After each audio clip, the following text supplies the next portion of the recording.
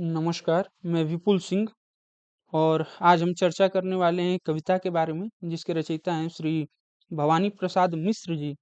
और इस कविता का शीर्षक है चार कौवे उर्फ चार हौवे।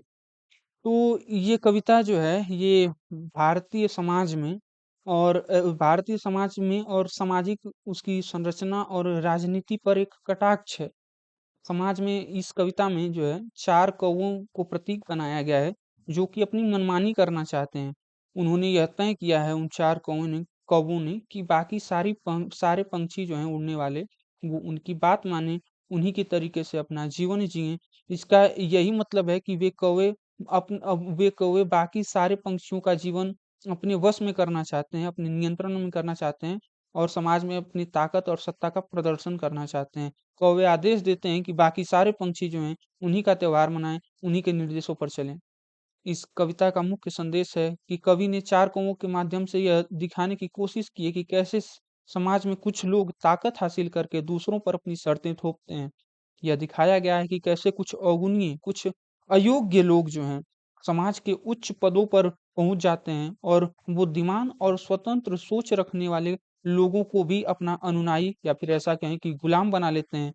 कविता का अंत यह संदेश देता है कि कहानी बहुत लंबी है, पूरा वर्णन करना बहुत ही मुश्किल है क्योंकि यह समय कवि का नहीं बल्कि उन चार कौवों का है।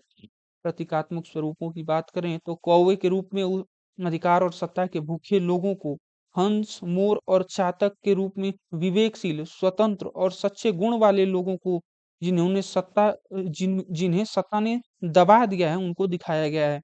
पंछी रट न लगाएं, इस लाइन का मतलब यह लाइन यह दिखाता है कि स्वतंत्र सोच और अभिव्यक्ति की आजादी को दबाने की पुरजोर कोशिश की जा रही है। कुल मिलाकर यह कविता एक तीखा व्यंग है जो सत्ता के दुरुपयोग और अयोग्य लोगों द्वारा ताकत हथियार लेने की प्रवृत्ति पर कटाक्ष करती है। हमारी कविता कुछ इस प्रकार शुरू होती है कि बहुत नहीं थे, सिर्फ चार कौवे थे काले। बहुत नहीं, सिर्फ चार कौवे थे काले। उन्होंने यह तय किया कि सारे उड़ने वाले उनके ढंग से उड़ें, रुकें, खाएं और गाएं।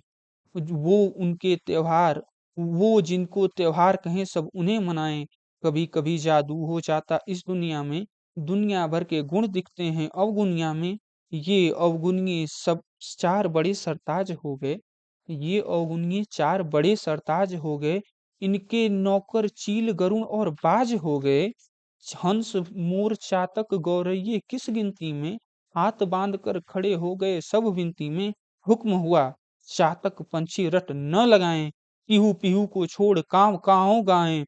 20 तरह के काम दे दिए गौरैयों को, खाना पीना मौज उड़ाना छुट भइयों को। कौवे की ऐसी बन आई पांचों घी में, बड़े बड़े मंसूबे आए उनके जी में। उड़ने तक के नियम बदल कर ऐसे ढाले, उड़ने वाले रह गए सब बैठे ठाले।